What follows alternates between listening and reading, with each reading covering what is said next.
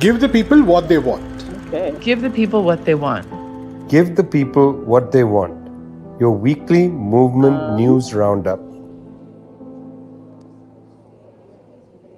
Hello. 12th of November, give the people what they want. Coming to you from People's Dispatch. That's Prashant and Zoe. Zoe is in an airport fleeing from the COP26 in Glasgow. And I'm Vijay from Globetrotter. Very pleased to be with you. Today is the last day of the negotiations at COP. Not a police convention. It's the Conference of Parties, the 26th one regarding, well, climate change or the climate catastrophe. Zoe, bring us up to speed on the feeling at COP26 and where things stand, at least on the streets of Glasgow. Thanks so much, Vijay. I mean, we spent a very productive, interesting week in Glasgow, participating largely in the People's Summit and other events related to that, the Global Day of Action on, last Saturday. I think by and large, people are quite upset with the outcome of the COP26, feeling like, as the crisis continues to get worse, as we're seeing, more intense impacts of climate devastation, islands disappearing, forest fires ravaging, large parts of the globe, floods happening in places that were unseen before, that people still aren't taking this seriously. And in the sense that, there's been a lot of discussion of, very kind of small mechanisms. Okay, we're going to do X to limit, the emissions. We're going to do Y to maintain the temperature gap. But really, when it comes to rethinking how, most of these countries approach production, approach consumption, and I'm talking specifically about global north countries, there hasn't been really any attention to this. And I think a large part of this element also of not rethinking has to do with militarism, the military-industrial complex.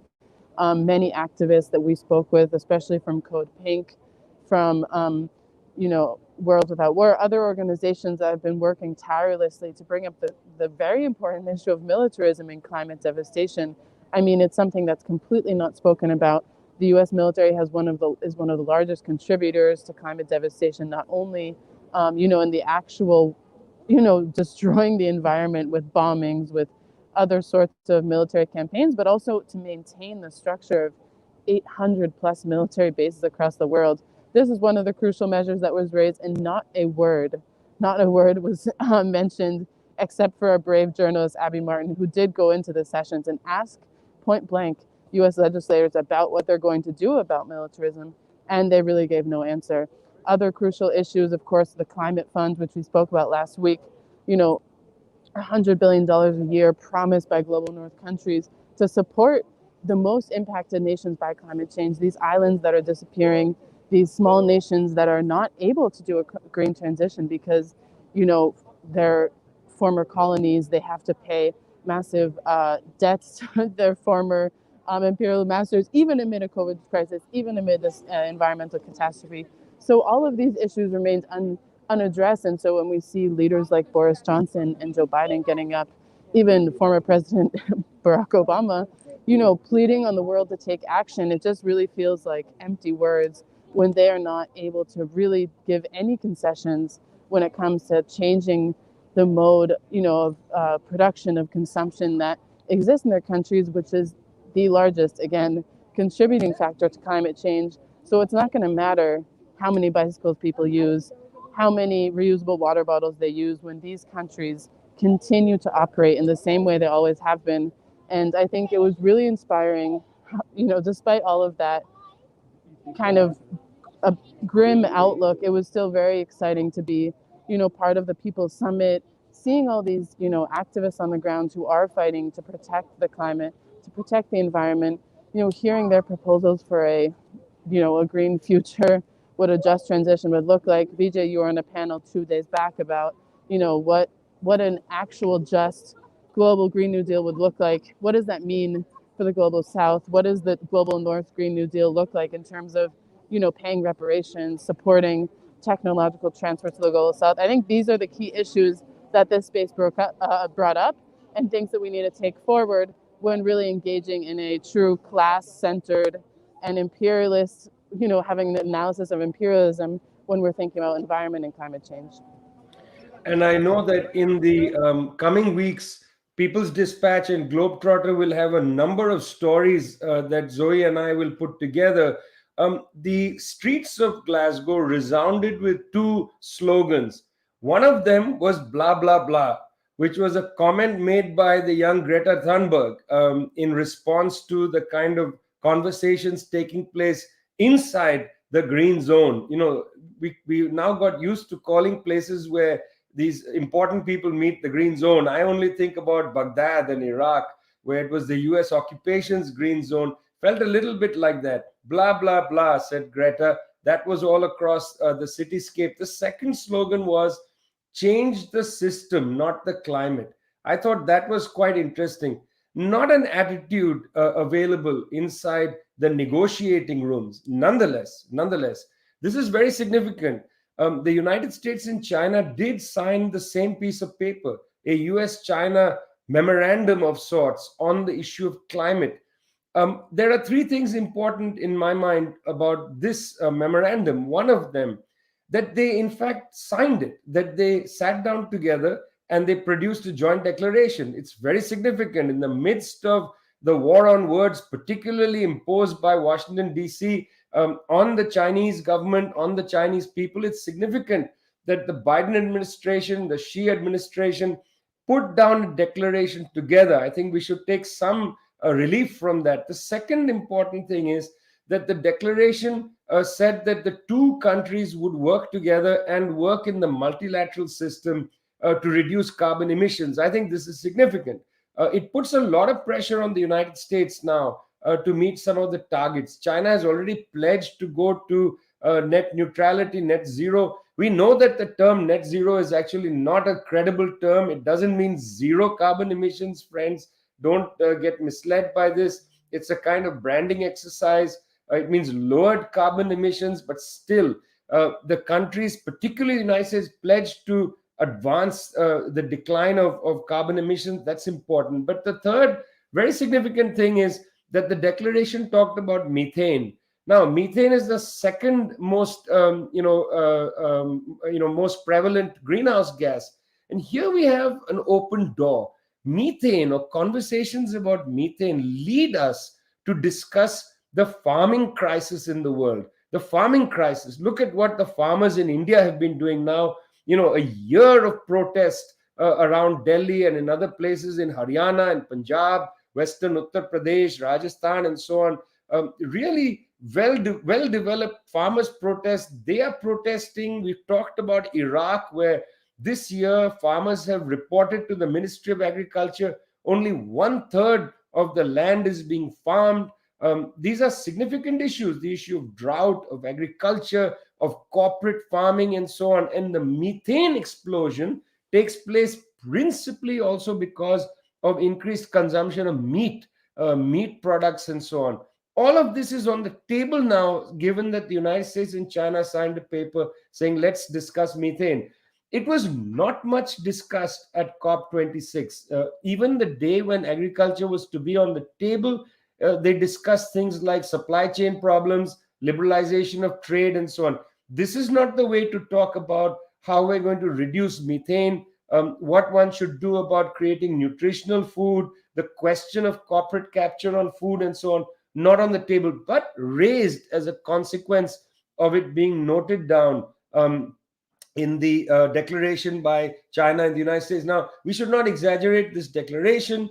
Right after that, Jake Sullivan made a throwaway remark saying the United States is going to work with Pacific Rim countries, East Asian countries, to build an economic alignment that essentially, the way his language sounded, without China.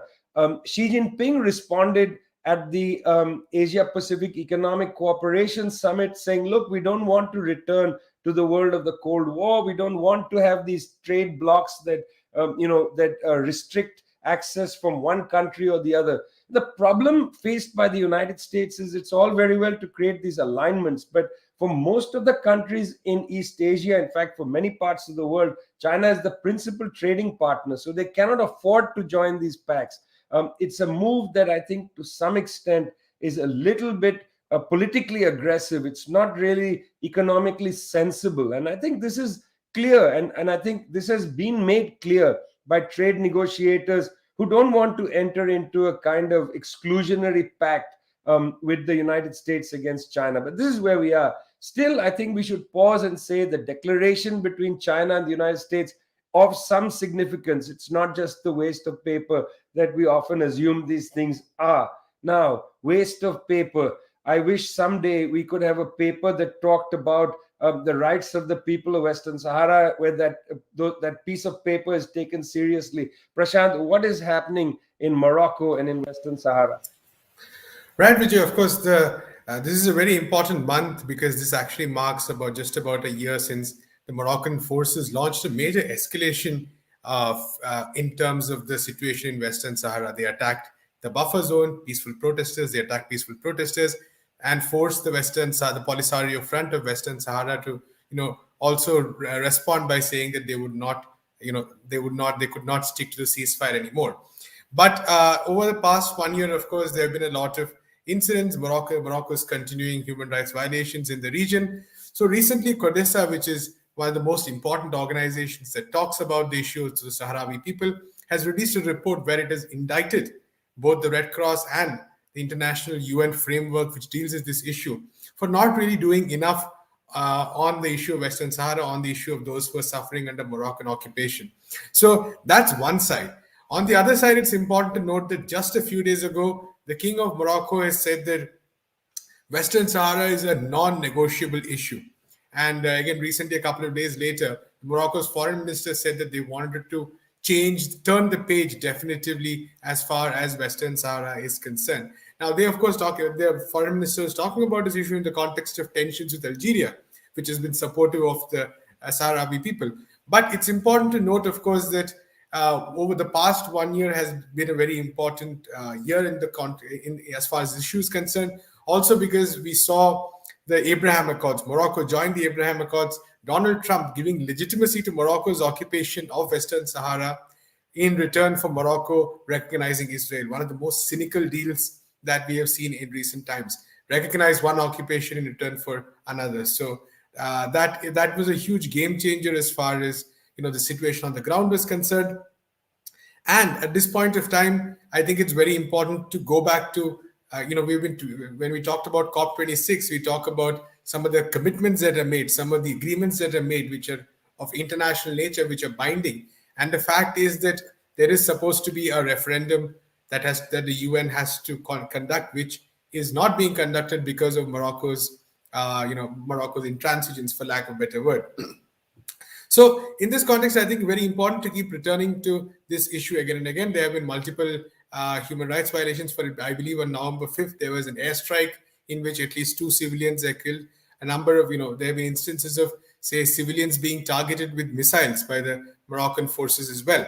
And a lot of these incidents often sort of, go under the radar because then maybe the number of casualties is not, say, that high for the media to take notice. It's not one of those issues. And the media has also gotten used to a situation where it takes many of these issues of occupation as, granted. We see the same with Israel and Palestine as well, except when there's a major escalation. Otherwise, it's just something that happens regularly. So I believe that, the fact that this is the anniversary of that very unfortunate attack by Morocco, and the fact that there was no international condemnation. In fact, Morocco was actually rewarded by the United States. And the fact remains that the Joe Biden administration has not substantially reversed any of its positions either, especially on the Abraham Accords. So as far as the people of Western Sahara are concerned, it's a continuing.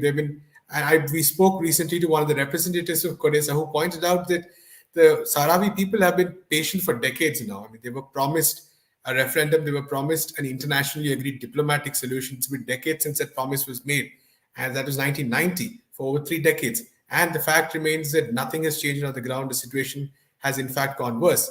So how long do we expect the people of Western Sahara to be patient? How long do we expect the people of Palestine to be patient when all these international commitments that are made are just thrown to the winds by the United States, its allies, and the situation on the ground is allowed to change to an extent where these powers can finally say that, okay, we agreed to this 30 years ago, but now, unfortunately, everything is different. So we need to have a new reality, which is really the idea that Morocco is also pushing for.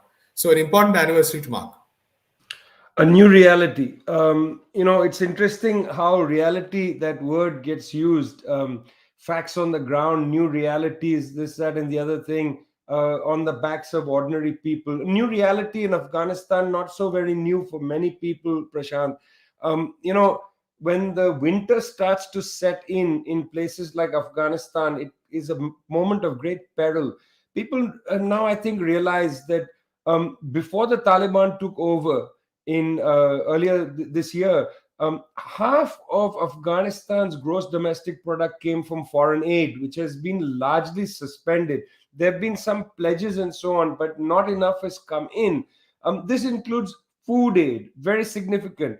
The Food and Agriculture Organization just released a statement recently saying 2/3 of Afghans are going to struggle with food from now till the end of winter. That's about 25-26 million people are going to struggle for food from now till the end of winter. That's several months.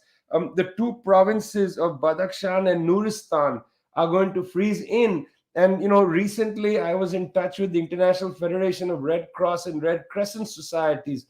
I'd been communicating with them about, well, what's going to happen in Badakhshan. I'd written a series of stories for Globetrotter and People's Dispatch from the Wakhan corridor, which is in Badakhshan, up there in the north.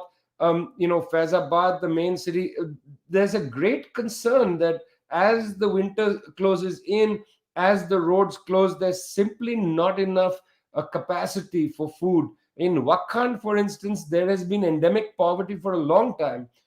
I fear that the starvation is going to get a lot of people, and there's very little commentary happening about the possibility of rushing food aid and so on into Afghanistan. The European Union has pledged €1 billion of aid to Afghanistan. That's a good thing. US said it would provide 144 million in aid. But even €1 billion, $144 million, insignificant compared to the needs. If half of the of the gross domestic product was made up by foreign aid, this is simply not enough. And I mean, there's a way in which there's a need to come to maybe 3-4 times that amount of money. But it's not just the money, it's the food aid. That means food has to be air shipped in and so on. Not sure that there's any interest. Meanwhile, on Friday, there was again another attack in Spenghar district. This is in Nangarhar, which is in the southeastern part of Afghanistan. You might remember this is the area where Donald Trump launched the mother of all bombs. There was another attack in a mosque. People killed, injured and so on. Don't really exactly know what's going on. Looks like this is another one of those, Islamic State attacks, perhaps. The Mulalam Mosque was struck. It's not clear what's going on, but we know that the violence is still continuing. We know that the violence, one way or other, is not being brought down at all. So there is a great deal of concern in Afghanistan still, and I'm afraid most of the press has just put their boots on and walked away from this story. Part of the story, as I say, is the ongoing war or ongoing hostilities, and the attack in Spenghar is a sign of that. But the other part of the story, for me, I think the most powerful and urgent part of the story is the question of hunger, and the question of how hunger is going to impact areas which will be snowbound. I, by the way, want to just put a plug in for the 7 media houses that produced this very important text on hunger. You can see it at the People's Dispatch website, peoplesdispatch.org. Very important text on hunger. It takes a global panoramic look. I feel now, Prashant, the desire to slip in a story about Afghanistan and the great hunger. The international Red Crescent and Red Cross societies say it is the worst humanitarian disaster in the world today. And by the way, That is after Yemen, or Yemen coming second. It's Yemen and Afghanistan in the lead to be the worst humanitarian disaster of our time. Catastrophic, catastrophic. Both disasters made by war. Both disasters made by war. One of the great pollutants, not only of the planet, but of the human spirit. Very, very sad story. We'll come back. We're going to be covering this. We're not going to drop the Afghan story. It's very important for us to keep on the Afghanistan story, keep on the Yemen story. Meanwhile, I gather there's a big strike wave taking place in the United States. We saw Amazon workers earlier. We saw workers at supply chains and so on. And now Columbia University, one of the major universities, is seeing a strike. Prashant, what's happening at Columbia? Right, Vijay. It's interesting you mentioned Yemen and Afghanistan, because what's common to that, of course, is the fact that the United States and its allies are involved in weapons and selling munitions, providing information, all kinds of assistance to these conflicts which have caused these disasters. Whereas at home, what we see is that there is no money apparently to pay for the discussions we've seen in Congress over infrastructure, the kind of haggling that has been happening. For apparently there's no money to pay for say infrastructure of any kind, for social security of any kind, for spectacles for old people, for dental aid. Interestingly, so like you said, Columbia University, one of the biggest one of the biggest, most famous in the world, across the global south. In countries like India, of course, people always talk about these big universities, Harvard, Columbia, etc. There's this idea, this notion of them being very elite. But what we've seen in recent times is that in many of these universities, student graduate workers are going on strike, demanding that they be treated as workers, which is not at all a counterintuitive thing if you think about it, but which for these universities seems to be very counterintuitive, because for long these universities have functioned as though they're doing the students a favor by allowing them to work in the university. It's like working in a university campus, builds your character, builds your career, gives you more experience. And so for that matter, it doesn't really, and so because that doesn't really matter if you're not really treated as a worker. So it's interesting to note that across some of these major universities, strikes are going on, protests are going on. So the most recent one, like you said, the strike has entered its second week. Thousands of graduate student workers have gone on strike with a very basic set of demands like dental care, demands like wage, wage hike. For instance, I think the numbers basically are that if you look at the cost of living, cost of living in New York, Columbia actually pays much, much lesser than what a person can survive by. Meanwhile, it's actually got a very, very huge endowments. The pandemic doesn't really seem to have affected that. So the numbers basically say that I think $6,000 to $19,000 below a living wage is what some of these graduate workers are paid. And meanwhile, I think 2020 ended with a 42 billion endowment that the university received. So really the question is that why can't these student graduate workers be paid? And like I said, Harvard again seeing a protest, MIT another protest, another major university, which another major institute where again student workers have been mobilizing. It's interesting to note that these are not just students who are coming together just for a cause, but that this is unionizing per se. So it's very, it's not just a gathering or anything, but students properly unionizing in the format that we recognize around the world. There's been a lot of solidarity from other sectors in all these universities where employees, for instance, have extended help, have tried to provide support to the pickets. The universities, of course, responding despite their claim of academic freedom, responding by very crude methods, including cutting down some of the stipends, trying to divide the union for that matter.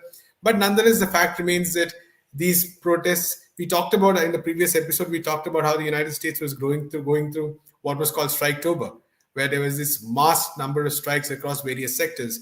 So after the 80s and the 90s, when we were all told that mobilizing for your rights is sort of become is no longer, it's part of the end of history, right?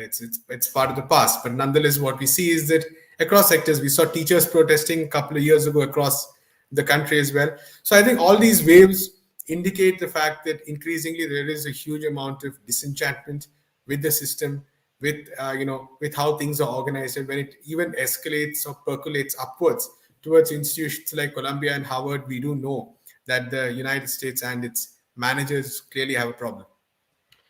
Well, of course, this is an extraordinary, set of events that at these prestigious institutions we're seeing strikes, and perhaps this will become a strike wave. Meanwhile, of course, going south from the United States, an election in Nicaragua, the result seems to be that the government of Mr. Daniel Ortega will continue. There will be a range of other elections taking place this month in South America, in Latin America, and so on. That is of importance.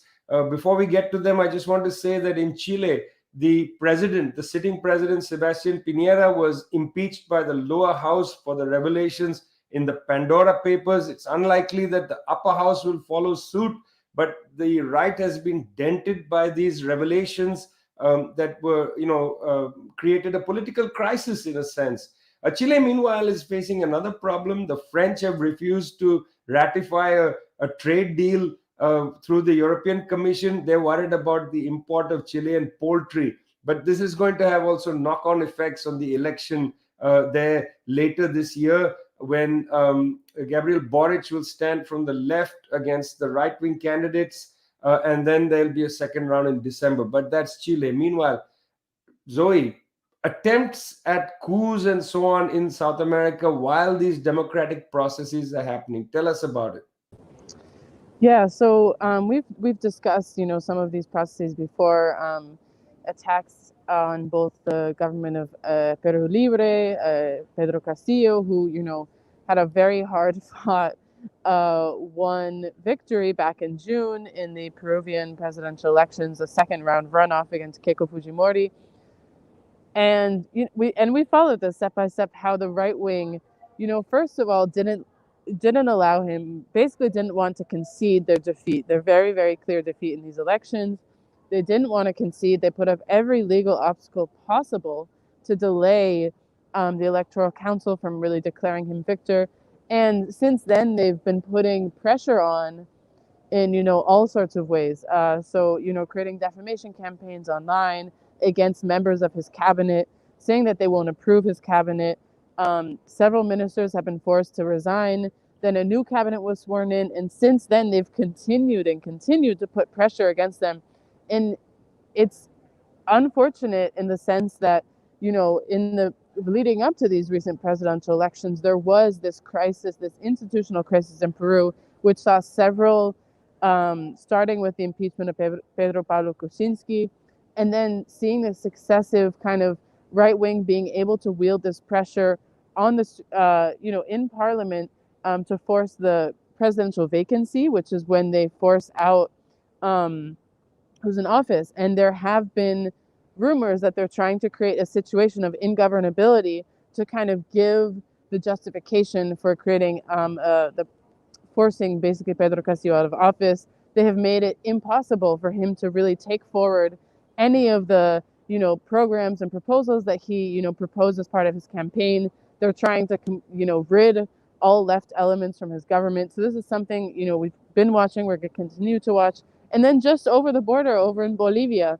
a parallel case in some senses, but I think the force of the social movements is really, and their ability to mobilize and defend the government is sort of what differentiates the two cases. Because since the return of democracy in Bolivia just a year ago, with the landslide victory of the MAS ticket of Luis Arce and David Choquehuanca, the right wing has, of course, not remained quiet. They have been, trying all avenues possible, trying their old strategies of civic strikes, resisting the process of justice. Many of these people were involved in severe crimes against humanity during the coup itself. Some of them are in jail. Some of them have fled the country. But the most kind of hard-headed far-right leader of them all, Luis Fernando Camacho, he has been engaged in a campaign of creating civil strikes. And so back in October, he had called for a national strike to try to destabilize the government. And this really did not have much of an impact. Social movements took the streets immediately, rejected the strike, called on people to continue about their work as normal. He has once again called another civic strike that started at the beginning of this week, on the 1 year anniversary of the return of democracy. And similarly, the strike has not been successful in disrupting commerce and business, but they have returned to this strategy of violent road blockades and attacking indigenous working class people. Already one person has been killed in these clashes between, people calling for an end to these disruptions, trying to against the destabilization of their democracy and defending the government. So, when the left wins power, it is not just about winning in the elections, but it is about defending that process of change, defending that revolutionary process, because the right wing never sits idly. Well, it's an important story. We'll keep following it. Zoe right now is in the airport. If you look behind her, you'll see a sign that says Kazakhstan. Not sure where she's going to, but she may be going somewhere interesting. You've been listening to Give the People What They Want, coming to you from People's Dispatch. That's Zoe and Prashant, the co-editors of the finest movement-driven news site, peoplesdispatch.org. And I'm Vijay from Globetrotter. See you next week.